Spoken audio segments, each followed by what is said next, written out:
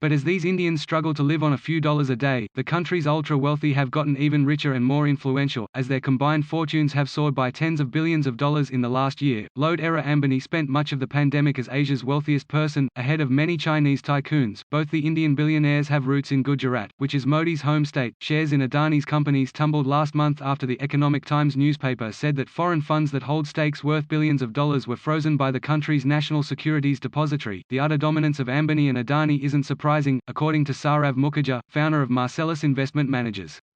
He added that almost every major sector in India is now ruled by one or two incredibly powerful corporate houses. The country has now reached a stage where the top 15 business houses account for 90% of the country's profits. Mukherjee told CNN Business, "The playbook is the same as other countries," he said, referencing some of America's famous tycoons throughout history, including John D. Rockefeller and Andrew Carnegie. As India imposed severe restrictions on travel and business activity to control the spread of COVID-19, the share of wealth held by nation's top 1% rose to 40.5% by the end of 2020, a 7 percentage point increase from 2000, according to a Credit Suisse report on global wealth released in June. Meanwhile, the number of people who are poor in India with incomes of $2 or less a day is estimated to have increased by 75 million because of the COVID-19 recession. Senior Pew researcher Rakesh Kokkar wrote in a post in March, adding that it accounted for nearly 60% of the global increase in poverty.